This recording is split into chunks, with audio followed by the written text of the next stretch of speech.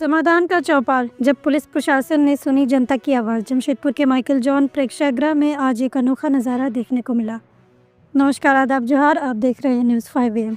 जिला पुलिस ने जन शिकायत समाधान कार्यक्रम का आयोजन किया, जहां जनता की समस्याओं को सुनने और सुलझाने के लिए पुलिस और प्रशासन के बड़े अधिकारी खुद मौजूद थे। लेकिन क्या हर समस्या का हल निकल पाया? आइए जानते हैं दिलचस्प कहानी की पूरी दास्तान। सुबह से ही माइकल जॉन प्रेक्षागृह में भीड़ जुटने शुरू हो गई। कोई जमीन विवाद लेकर आया था तो कोई पारिवारिक समस्या का हल खोज रहा था। जोनल आईजी अखिलेश झा ने जनता को संबोधित करते हुए बड़ी बात कही। उन्होंने कहा कि अगर किसी को ये नहीं पता कि उसकी शिकायत किस विभाग से जुड़ी है तो पुलिस उनकी मदद करेगी। शिकायत लें और सही विभाग तक पहुंचाएं। हमारी कोशिश है कि हर शिकायत का समाधान जल्द से जल्द हो। जमीन विवाद, आपसी रंजिश और मारपीट के ज़्यादातर मामले सामने आ रहे हैं। ऐसे मामलों को प्राथमिकता देकर सुलझाया जाएगा। माननीय मुख्यमंत्री महोदय के निर्देश में एवं झारखंड पुलिस के मुखिया डीजीपी सर के निर्देश में इस जन शिकायत समाधान कार्यक्रम का आयोजन किया गया है। ये द्वितीय संस्करण मुख्य रूप से इसमें जो भी शिकायतें आ रही हैं उसको हम लोग मॉनिटर करते हैं, रिव्यू करते हैं और कोशिश करते हैं कि जो सही निदान हो इसको कराया जाए। जो समस्याएं जो आ रही हैं अभी तो जो भी शिकायतें हैं वो रेगुलरली प्राप्त हो रही हैं, उसको हम लोग रिसीविंग भी दे रहे हैं। उसके बाद हम लोग जो भी उसका फेयर डिसीजन हो सकता है उसका निदान करने का हम लोग प्रयास कर रहे हैं।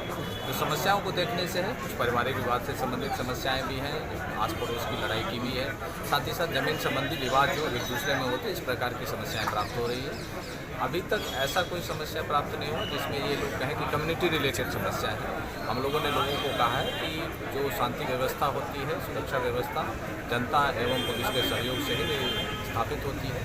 तो लोगों को हम लोगों ने यह अनुरोध किया है उससे संबंधित जो सूचनाएं हैं वो भी हम लोगों के साथ शेयर करें ताकि उसका निराकरण हम लोग करें। ये क्या लगातार चलेगी क्या?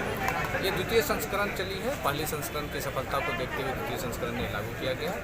निश्चित रूप से इसको हम लोग आगे भी जारी रखेंगे। कौन से थाना का ज़्यादा दिखा आपको समस्या? ये अभी एनालिसिस हम लोगों ने नहीं किया है, सब थाना के हिसाब से हम लोग देखेंगे इसको। कार्यक्रम में साइबर क्राइम भी चर्चा का बड़ा मुद्दा बना। पूर्वी सिंहभूम के एसएसपी किशोर कौशल ने साइबर क्राइम पर जनता को सतर्क किया। उन्होंने बताया कि लोग लालच में फंस जाते हैं और ठगी का शिकार हो जाते हैं।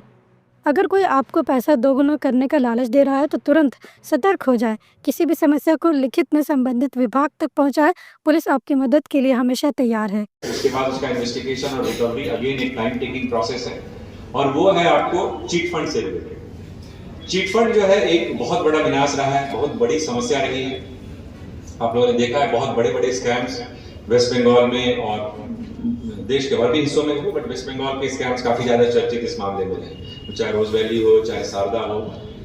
उसके बारे में मैं आप लोगों को कहना चाहूंगा कि ये भी एक चर्चा का विषय जरूर होना चाहिए। आस पड़ोस में, आस पास में ये चीज आप जरूर देखें कि अगर कोई इस तरीके का कलेक्शन एजेंट घूम रहा है, अगर इस तरीके से कोई पैसा इकट्ठा कर रहा है जो कि आरबीआई की गाइडलाइंस के अकॉर्डिंग नहीं है। अब सबको आरबीआई का गाइडलाइन तो मालूम होगा नहीं, बस यही ध्यान रखिए अगर कोई वादा कर रहा है कि भैया आपका 1 साल में पैसा हम डबल करके दे देंगे, हमारी बात समझ रहे हैं, और आपसे 500, 1000, 2000 रुपये महीना का ले रहा है, आपका एंटीना निश्चित तौर पर उसी समय अलर्ट हो जाना चाहिए कि इसमें जरूर कुछ न कुछ गड़बड़ी है। इसके लिए पर्याप्त रूप से सरकार ने कानून बनाए हुए हैं। जरूरत यह है कि हम सतर्क हैं, क्योंकि डर और लालच ये दो ऐसी चीज है जो मानवीय प्रवृत्ति को हमेशा इस तरीके के अपराधों का एक तरीके से आप कह सकते हैं विक्टिम होने की ओर प्रेरित करती है या दुष्प्रेरित करती है। तो इन सब चीजों का अगर हम लोग ध्यान रखें तो मुझे लगता है कि जन शिकायत का दायरा बहुत ही बड़ा हो जाता है।